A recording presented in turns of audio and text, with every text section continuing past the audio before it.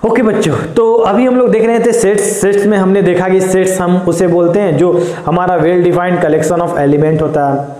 उसमें हमने देखा कि सेट्स को हम लोग दो तरीके से रिप्रेजेंट करते थे। एक हमारा होता था सेट बिल्डर फॉर्म, एक हमारा होता था roster form. Set builder form में हमने देखा कि उसमें स्टेटमेंट के थ्रू हम लोग डिफाइन करते थे सेट्स को, और रोस्टर फॉर्म में हमने देखा कि सिंपल कर्ली ब्रैकेट में बीच में कॉमा का साइन के साथ हम लोग एलिमेंट को रिप्रेजेंट करते थे। यही हमने देखा। आज हम देखेंगे रिलेशन। अब ये सर रिलेशन क्या होता है, तो आपको नाम से ही पता चल रहा होगा कि रिलेशन होता क्या है। मम्मी के साथ, पापा के साथ, सबके साथ रिलेशन होता है, ठीक है। तो जो रिलेशन होता है वो किसी का खुद के साथ तो होता नहीं है। आपका खुद के साथ रिलेशन है क्या? नहीं ना। आप क्या मम्मी के साथ आपका रिलेशन है, पापा के साथ रिलेशन है, भाई बहन सबके साथ रिलेशन है, ठीक है। तो उसमें हम लोग देखेंगे किस तरह हम लोग रिलेशन को हम लोग डिफाइन करते हैं सर। पहले उससे पहले कुछ एक टर्म आते हैं उसमें, उसके बारे में थोड़ा सा जान लेते हैं तो ज़्यादा हमें अच्छा से समझ में आएगा रिलेशन होता क्या है, ठीक है। तो एक टर्म उसमें जिक्र होगा, एक होगा ऑर्डर पेयर। ये ऑर्डर पेयर का क्या होता है सर? ऑर्डर पेयर मतलब क्या होता है? तो ऑर्डर पेयर का डेफिनेशन क्या है? Two element A and B listed in a specific order. दो एलिमेंट है, एक है आपका ए, एक है बी। लिस्टेड माने लिस्ट किया, बताया गया है, इन अ स्पेसिफिक ऑर्डर। मतलब स्पेसिफिक ऑर्डर मतलब क्या हुआ सर? मतलब एक ऑर्डर होगा, मतलब राम पहले श्याम बाद में, ठीक है ना। ये ऑर्डर मेंटेन कर रहा है, हमेशा राम पहले होना चाहिए, श्याम बाद में होना चाहिए, ठीक है। फॉर्म एन ऑर्डर पेयर, वो क्या बनाता है? एक ऑर्डर पेयर बनाता है। मतलब सर इसको डिनोट किस तरह करते हैं ये पहले समझते हैं, फिर उसके बाद देखेंगे। डिनोटेड बाय, मान लो आपका दो एलिमेंट है, एक ए था एक बी था, ठीक है। उसको एक स्पेसिफिक ऑर्डर मान लो, आज मैंने बता दिया ए कॉमा बी के ऑर्डर में उसको रिप्रेजेंट किया गया, तो वो इसका स्पेसिफिक ऑर्डर है ये। मतलब ए हमारा क्या है, यहाँ पे क्या बोलोगे कि सर ए जो है ना वो हमारा फर्स्ट एलिमेंट है, और बी जो है वो हमारा क्या है, उसको क्या बोलोगे सर? वो सेकेंड एलिमेंट है। यही हो रहा होगा। तो क्या सर ये ऑर्डर जो है, अगर हम किसी दिन a comma B equal to B comma A लिख देंगे, क्या दोनों सेम होगा क्या? नहीं, दोनों सेम हमारा नहीं होगा। क्यों? क्योंकि यहाँ पे साफ साफ लिखा हुआ ऑर्डर। ऑर्डर मतलब क्या हुआ कि a पहले है बी बाद में है, उस ऑर्डर को मेंटेन किया जा रहा है। तो जब बी कॉमा ए लिखोगे इसका मतलब कुछ और हो जाएगा, इसका मतलब कुछ और हो जाएगा। समझ में आ रहा है ना। और यहीं पे अगर बोलता अनऑर्डर पेयर्ड है, जैसे आपने सेट्स पढ़ा था, तो टेबुलर फॉर्म में मान लो आपका तीन एलिमेंट है 1 2 3, तो ये हमारा क्या होता था? इसको आप किसी दिन अगर 2 1 3 भी लिखते ना तो भी ये बुरा नहीं मानता है, क्योंकि यहाँ पे अनऑर्डर पेयर में है। यहाँ पे 2 लिखो, यहाँ 1 लिखो, यहाँ 1 2 कोई मैटर नहीं कर रहा है, उसका प्लेस को इंटरचेंज कर सकते हो आप लोग। लेकिन यहाँ पे जिस दिन हम लोग लिखेंगे ए पहले है तो ए पहले होना चाहिए, बी बाद में तो बी बाद में होना चाहिए। समझ में आया? आपने बचपन में भी पढ़ा था, जैसे आप 6 7 में पढ़े थे कि सर कोई भी कार्टेशियन प्लेन होता है, उसमें क्या होता है सर, मान लीजिए ए हमको 2 3 को रिप्रेजेंट करना होता है, तो आप क्या देखते थे? एक्स एक्सिस पे 2 और वाई पे क्या देखते थे? 3 देखते थे, और इस पॉइंट को क्या बोलते थे? ऑर्डर पेयर में लिखते थे। तो अब पहले क्या लिखते थे? एक्स एक्सिस वाला पॉइंट लिखते थे, और दूसरा क्या लिखते थे? वाई एक्सिस वाला पॉइंट लिखते थे। यही हमारा क्या होता था? ऑर्डर पेयर होता था। तो आज भी वही है। तो 2 3 कभी 3 2 के बराबर नहीं होगा। बात समझ में आ रहा है ना? 3 2 कहीं और हो जाएगा वो, ठीक है। चलिए ये समझ में आ गया। इसी को देख के हमारा सेकेंड पॉइंट है। सेकेंड पॉइंट क्या बोलता है? सेकेंड पॉइंट हमारा बोलता है इक्वलिटी ऑफ ऑर्डर पेयर। अब सर इक्वलिटी मतलब आपको समझ में आ रहा होगा कि इक्वलिटी सर ऑर्डर पेयर का इक्वलिटी मतलब दो ऑर्डर पेयर इक्वल कब होंगे, इसका बात कर रहा है ये, ठीक है। तो 2 order pair A1 B1 and A2 B2 are equal, मतलब दो ऑर्डर पेयर था हमारा जो A1 A2 A1 B1 था और A2 B2 था, वो दोनों क्या था? इक्वल रहा था। अब वो सर कब इक्वल होगा sir? If A1 equal to A2 and B1 equal to B2, मतलब अगर सर उसका करस्पॉन्डिंग एलिमेंट किसी भी दो ऑर्डर पेयर का अगर इक्वल रहा होगा सर, तो वो दोनों ऑर्डर पेयर क्या होंगे? आपस में इक्वल होंगे। और सर क्या इसका उल्टा भी ट्रू है क्या? मान लीजिए सर अगर उसका ये ऑर्डर पेयर इक्वल रहता तो क्या उसका करस्पॉन्डिंग एलिमेंट इक्वल रहता? 100%। जब ये इक्वल था तो ये हुआ, और ये इक्वल होता तो ये होता। बात समझ में आ रही है ना? तो यही है equality of order pair.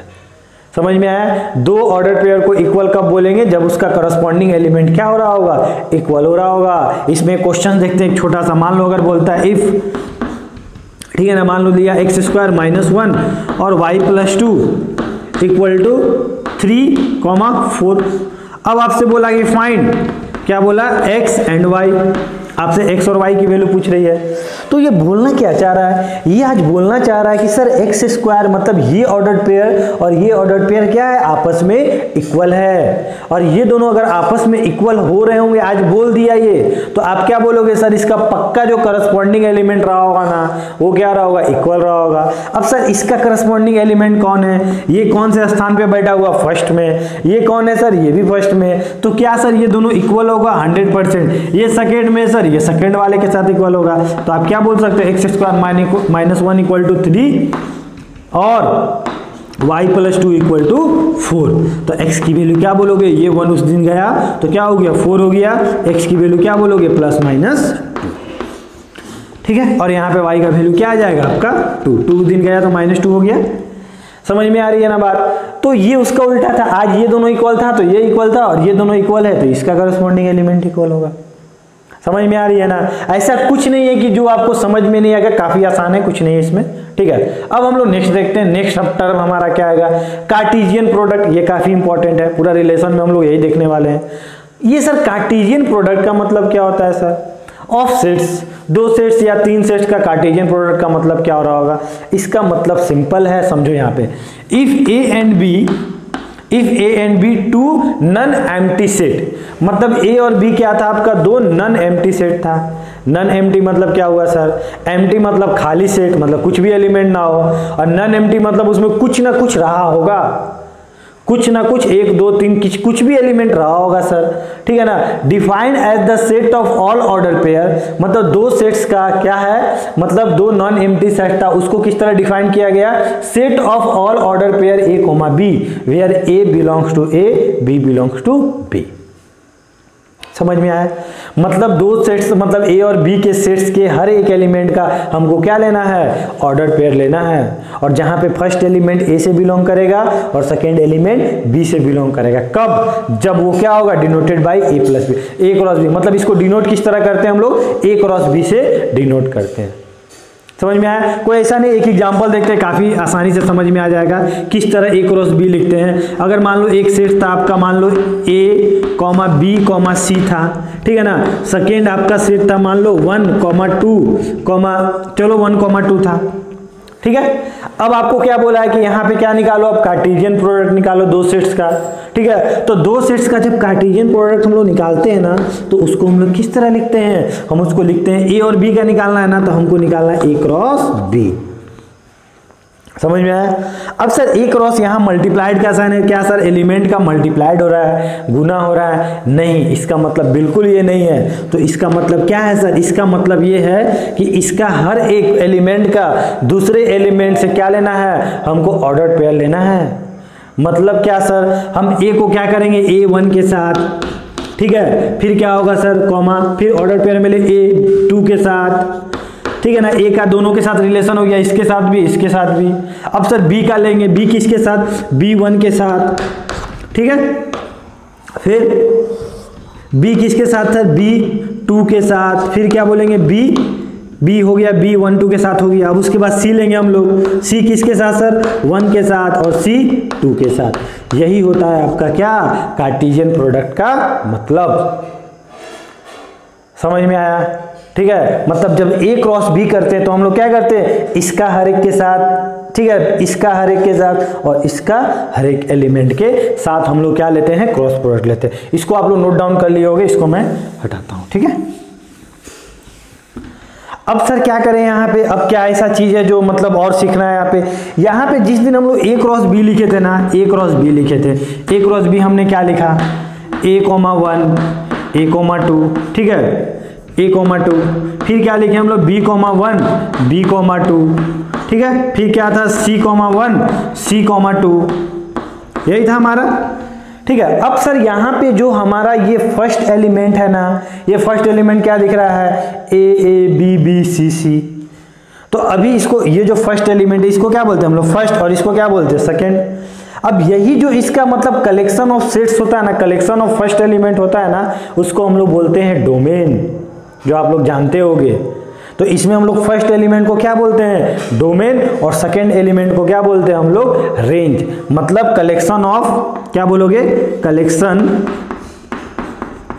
Of first element is called, क्या बोलोगे, इज कॉल्ड डोमेन। ठीक है। अब सर अगर पूछते कि डोमेन क्या होगा सर इसका, ये जो हमारा ए क्रॉस बी आया इसका डोमेन क्या है, तो कलेक्शन ऑफ फर्स्ट एलिमेंट। तो फर्स्ट एलिमेंट क्या है, आप क्या बोलोगे, ए। फिर क्या बोलोगे, क्या, फिर ए बोलोगे क्या।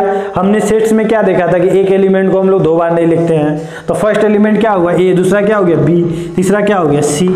ये हमारा क्या हो गया, डोमेन। और रेंज क्या होगा, collection of second element, collection of second element, उसको क्या बोलेंगे हम लोग, इज कॉल्ड। अभी फिलहाल आप लोग ये जानो, फिर हम लोग फंक्शन में देखेंगे। तो क्या होगा सर, कौन सा एलिमेंट है, सेकेंड एलिमेंट, 1 और 2 है, और तो कुछ दिख नहीं रहा है। तो इस तरह हम लोग कार्टेशियन प्रोडक्ट को लिखते हैं। अब यहाँ बच्चे के मन में सवाल आएगा, क्या sir A cross B equal to B cross A होगा क्या। सोचो तो, जिस दिन हम लोग ए क्रॉस बी किए तो ये लिखे, अगर हम लोग बी क्रॉस ए कर रहे होते तब क्या लिखते, सोचो, क्या तब भी हम लोग ए लिखते क्या, नहीं ना, तब तो उसका मतलब बिल्कुल अलग हो जाता। बी क्रॉस ए लिखते तो क्या लिखते हम लोग, बी क्रॉस ए। आज क्या है, जो हमारा फर्स्ट एलिमेंट है वो किससे होना चाहिए, बी से होना चाहिए, और सेकेंड एलिमेंट किससे होना चाहिए, ए से होना चाहिए। ए क्रॉस बी लिखे थे तो फर्स्ट एलिमेंट कहाँ से था, ये फर्स्ट एलिमेंट जो है कहाँ से था, ए से था ना, और सेकेंड एलिमेंट कहाँ से था, बी से था। आज बी क्रॉस ए है तो फर्स्ट एलिमेंट बी से और सेकेंड एलिमेंट ए से। तो आप सबके साथ पेयर लगाओगे, 1 का तीनों के साथ, 2 का तीनों के साथ। तो 1 का अगर तीनों के साथ लिखोगे तो क्या लिखोगे, 1 कॉमा ए, 1 कॉमा बी, 1 कॉमा सी। फिर क्या लिखेंगे, 2 कॉमा ए, क्या लिखेंगे, 2 कॉमा बी, और क्या लिखेंगे, 2 कॉमा सी। समझ में आया। तो आप क्या बोलोगे, सर आज हमारा डोमेन क्या है, डोमेन क्या है सर, आज डोमेन चेंज हो गया है। डोमेन हम क्या बोलोगे सर, 1, फिर क्या बोलोगे 2 और 3, और रेंज क्या है सर, क्या बोलोगे, रेंज सर क्या है, रेंज आप बोलोगे कि सर हमारा क्या है, ए कॉमा बी। मतलब जब ए क्रॉस बी था तो डोमेन हमारा क्या था, ए बी सी था। और जिस दिन हमारा क्या हुआ, जब बी क्रॉस ए किए तो हमारा डोमेन क्या हो गया, 1, 2, और रेंज क्या हुआ, ए, बी, सी। मतलब इसका उल्टा हो गया। तो आप यहां से एक जीके निकाल सकते हो कि sir A cross B not equal to B cross. समझ में आया, कोई दिक्कत नहीं है ना, ठीक है ना। अब अगर आपसे पूछते हैं कि इस ए क्रॉस बी में टोटल नंबर ऑफ एलिमेंट कितना होगा, तो आप क्या करते, काउंट करते, 1 2 3 4 5 6। अब सर बार बार तो हम लोग काउंट नहीं करते, तो आप क्या बोलते हैं, सर इसमें कितना एलिमेंट है, सर 2 एलिमेंट है, इसमें कितना एलिमेंट है, तो 3 एलिमेंट है सर। तो ए क्रॉस बी में टोटल नंबर ऑफ एलिमेंट क्या होगा, 2 × 3, सिंपल, ठीक है, समझ में आ रहा है। अगर यहीं पे अगर एक और 3 रहता तो टोटल एलिमेंट कितना होता, आप क्या बोलते हैं, सर इसमें 3, इसमें 3, दोनों का हम क्रॉस प्रोडक्ट ले रहे हैं तो 3 × 3 टोटल एलिमेंट कितना हो रहा होता, 9 हो रहा होता, ठीक है। तो आप क्या बोलोगे, यहाँ पे एक जीके आप बना सकते हो, यहाँ पे इसको आप लोग कर लेना,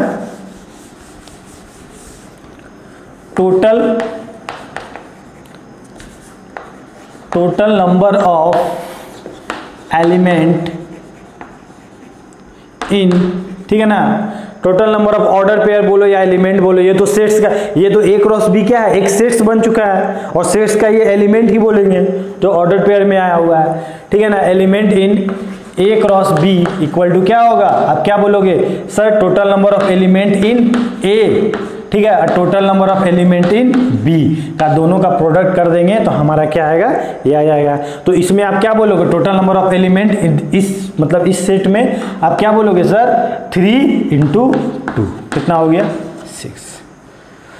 समझ में आया, ठीक है। इसको एक और तरीका था हमारा रिप्रेजेंट करने का, ठीक है ना। एक और तरीका हमारा क्या है सर, इसको हम लोग फंक्शन में देखेंगे। हम लोग इस तरह मतलब डायग्राम के थ्रू इसको बता सकते हैं कि सर ये मेरा ए था, ये क्या था, मेरा बी था, 2 सेट्स था, ए में कौन सा एलिमेंट था, ए, बी, सी, और बी में कौन सा एलिमेंट था, 1, 2, 1 और 2 था। तो ए का किसके साथ रिलेशन, 1 के साथ, 2 के साथ। बी का किसका रिलेशन, 1 के साथ, 2 के साथ। सी का किसके साथ रिलेशन, 1 के साथ, 2 के साथ। ठीक है ना। तो इस तरह हम लोग क्या कर सकते हैं, इसको रिप्रेजेंट कर सकते हैं। ठीक है, समझ में आया। तो ये कार्टेशियन प्रोडक्ट समझ में आ गया आपको अच्छे से। ठीक है, तो अभी हमने क्या देखा, एक ऑर्डर्ड पेयर देखा, मतलब 2 एलिमेंट होता है उसमें, पेयर में होता है वो। ठीक है, और क्या देखा सर, इक्वलिटी, दोनों ऑर्डर पेयर इक्वल कब होंगे, जब उसका करस्पॉन्डिंग एलिमेंट क्या होगा, इक्वल होगा। और करस्पॉन्डिंग एलिमेंट इक्वल होगा तो दोनों इक्वल हो रहा होगा ऑर्डर पेयर।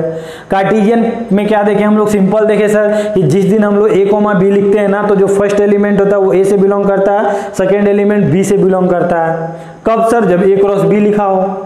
और वही अगर b क्रॉस a लिखा होता था सर, तो हम क्या लिखते, फर्स्ट एलिमेंट b से बिलोंग करता और सेकेंड एलिमेंट कहाँ से बिलोंग करता, a से, ऑब्वियसली। समझ में आया। तो ये समझ में आ गया। अब इसके बाद हम लोग देखते हैं रिलेशन, कि रिलेशन क्या होता है सर, उसका डेफिनेशन क्या है। ठीक है, तो इसको पहले आप लोग अच्छे से नोट डाउन कर लो वीडियो को पॉज करके। ठीक है, ओके। तो अब हम लोग देखते हैं रिलेशन। रिलेशन क्या होता है, तो अभी हमने देखा कार्टेशियन प्रोडक्ट। तो मान लो आपके पास एक सेट था, मान लो आपके पास एक सेट था जो था 1, 2, 3, 4, और एक आपका सेट था, मान लो b था, उसका एलिमेंट था 4, 5, 6। ठीक है, तो इस दोनों के बीच का कार्टेशियन प्रोडक्ट क्या हो रहा होता, तो आप क्या बोलते हैं सर, इस दोनों का कार्टेशियन प्रोडक्ट हम लोग लिखते हैं a क्रॉस b। ठीक है, या सर इसको एक और तरीका है लिखने का, क्या लिखते हैं हम लोग, a रिलेटेड टू b, मतलब a बीच में r का sign, a related to b। ठीक है, तो इसको किस तरह लिखते हैं सर, ऑर्डर पेयर में लिखते हैं, तो क्या लिखते हैं 1, 4 इसका सबके साथ। ठीक है, फिर क्या लिखते हैं 1, 5, 1, 6। ठीक है, फिर क्या लिखा 2, 4, 2, 5, 2, 6। ठीक है, उसके बाद क्या लिखते हैं सर हम लोग 3, 4, 3, 5, 3, 6। फिर क्या लिखते हैं हम लोग 4, 4, 4, 5, 4, 6। तो ये क्या होता है सर, इसका कार्टेशियन प्रोडक्ट हो रहा होता है। तो रिलेशन क्या होता है सर, तो ये सब क्या है, ये सब तो रिलेशन ही है ना। अब इसको अगर हम इस कार्टेशियन प्रोडक्ट को अगर आइडेंटिफाई कर देते तो क्या होता है, रिलेशन होता है। तो रिलेशन को हम लोग क्या बोलेंगे, रिलेशन, अगर हम लोग को आज 2 के बीच में रिलेशन दिखाना है, relation from set A to B, अगर हमको सेट A और B के बीच में अगर रिलेशन दिखाना है तो फर्स्ट ऑफ ऑल इसको रिप्रेजेंट हम लोग किस तरह करेंगे, A रिलेटेड टू B। ये क्या होता है सर, ये रिलेशन क्या होता है, तो ये क्या होता है, इट इज द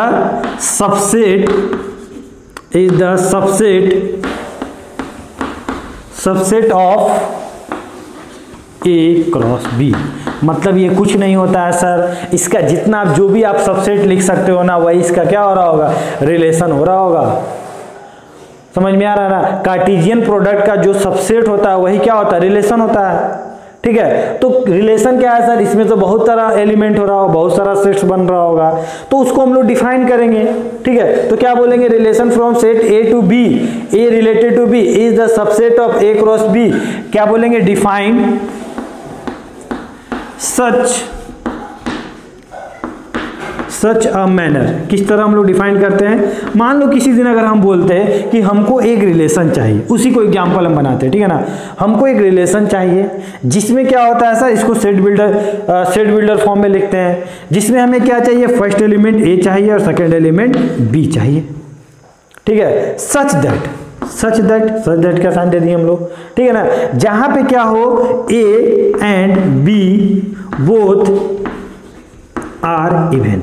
मतलब आज हमने क्या बोल दिया कि हमको वो रिलेशन चाहिए जिसमें A और फर्स्ट एलिमेंट भी और सेकेंड एलिमेंट भी क्या होना चाहिए था, इवन होना चाहिए था। और क्या, फॉर ऑल, ये किसका साइन होता है, फॉर ऑल। ठीक है ना, फॉर ऑल A जो हमारा फर्स्ट एलिमेंट है वो किससे बिलोंग करना चाहिए, A से, एंड सेकेंड एलिमेंट B जो है वो किससे बिलोंग करना चाहिए, B से। ठीक है, ये हमारा सेट बिल्डर फॉर्म हो गया। तो इसमें तो सर A और B में तो बहुत सारा रिलेशन था, तो हमें कौन सा रिलेशन चाहिए, उसका एक ऐसा सबसेट चाहिए था जिसमें फर्स्ट एलिमेंट भी इवन था और सेकेंड भी इवन था। तो आप क्या बोलते सर, क्या बोलते आपका रिलेशन क्या होता, तो आप क्या बोलते कि सर एक तो जो फर्स्ट और सेकेंड दोनों इवन होना चाहिए, ये वाला होता सर, एक ये वाला हो रहा होता, एक हमारा और क्या हो रहा था, ये हो रहा होता, और एक ये हो रहा था। तो आप क्या बोलोगे, रिलेशन आपको क्या क्या मिला, 2, 4, और क्या बोलोगे 2,6 और क्या बोलोगे 4,4, ठीक है, और क्या होगा 4,6। तो ये आपका क्या हो गया, आपका रिलेशन हो गया, ठीक है। या और भी पूछ सकता था, आपसे पूछता कि हमको वो रिलेशन चाहिए जहां पे a कॉमा बी हो और बोलता कि such that a and b क्या होना चाहिए, बोथ क्या होना चाहिए, ऑड होना चाहिए, ठीक है ना, क्या होना चाहिए, ऑड होना चाहिए। For all a belongs to a and b belongs to b, second element, ठीक है। तो क्या होता है सर, इसका कौन सा रिलेशन होता था, आप क्या बोलते कि कौन सा एलिमेंट होगा सर, ठीक है ना। तो पहले हमने क्या देखा, कार्टेशियन प्रोडक्ट निकाला 2 का, ठीक है ना, उसमें बहुत सारा एलिमेंट बन रहे होंगे, बहुत सारा क्या, इसका कितना एलिमेंट, इसमें नंबर ऑफ एलिमेंट कितना है 4, इसमें एलिमेंट कितना है 3, तो total number of Cartesian product में कितना बन रहा होगा एलिमेंट, क्या बोलोगे 12। तो 12 में सर कौन सा हमें चाहिए उसके बारे में आप बता दीजिए, वो रिलेशन हम बता देंगे, ठीक है। तो ऑड वाला चाहिए हमें, तो दोनों ऑड होना चाहिए, तो क्या होता है, एक 1,5 हो जाता, ठीक है, एक क्या हो जाता सर 1,5 हो जाता, एक क्या हो जाता 3,5 हो जाता, ठीक है, क्या हो जाता आपका 3,5। तो ये आपका क्या हो गया, ये एक ऐसा सेट था जिसमें क्या था, आपका दोनों ऑड था। तो आप क्या और भी लिख सकते हो, बहुत लिख सकते हो, ठीक है। क्या लिख सकते हो, आप कभी लिख सकते हो कि जिसका फर्स्ट एलिमेंट क्या होगा, लेस देन सेकेंड एलिमेंट, जो फर्स्ट एलिमेंट हमेशा सेकेंड से छोटा रहा होगा वो एक रिलेशन हो गया। या बोल देता कि सर सेकेंड एलिमेंट हमेशा बड़ा होगा, फर्स्ट एलिमेंट बड़ा रहा होगा सेकेंड से, ये बोल देता, ठीक है। तो ऐसा आप कितना बना सकते हो, कितना रिलेशन बना सकते हो। तो आप क्या बोलोगे कि सर हमने सेट्स में देखा था कि अगर मतलब सर एक सेट्स है मान लीजिए 1, 2, 3, तो इसमें हम बोलते थे कि इसका टोटल सबसेट कितना होगा। तो आप क्या बोलते थे सर, टोटल सबसेट इसका होगा 2 की पावर n। n कौन होता था sir, number of element, number of element कितना है सर 3, तो इसमें टोटल नंबर ऑफ सबसेट कितना होता था 8 होता था। तो आज रिलेशन का मतलब यही है ना कि इसका टोटल नंबर ऑफ सबसेट कितना हो रहा होगा। तो आप क्या बोलोगे सर, इसमें बताइए ना टोटल नंबर ऑफ एलिमेंट कितना है, ठीक है। तो टोटल नंबर ऑफ एलिमेंट क्या बोलोगे सर, इसमें अगर m एलिमेंट था, इसमें n एलिमेंट था, तो टोटल नंबर ऑफ एलिमेंट कितना हो रहा होगा इस सेट्स में a क्रॉस b में, आप क्या बोलोगे m इंटू n बोलोगे, तो टोटल नंबर ऑफ सबसेट कितना हो जाएगा सर, टोटल नंबर 2 की पावर m इंटू n, ठीक है, यही हो रहा होगा। तो आप क्या बोलोगे कि sir total number of relation क्या होता है, equal to total number of subset in a cross b क्या होता है 2 की पावर m इंटू n। समझ में आया, तो इसको हम लोग लिख देते हैं। तो रिलेशन ऐसा कुछ नहीं है, हम लोग पहले क्या सीखे, कार्टेशियन प्रोडक्ट निकालना सीखे। कार्टेशियन प्रोडक्ट में हम लोग देखे कि उसमें बहुत सारा उसमें लिख सकते हैं हम लोग। अब उसमें जो हमें चाहिए था उसको हम लोग रिप्रेजेंट कर दिए सेट बिल्डर फॉर्म में, रोस्टर फॉर्म में, वही हमारा क्या हो गया, आंसर हो गया, ठीक है। तो आप क्या बोलोगे, यहां पे नोट करके आप लोग लिख लेना,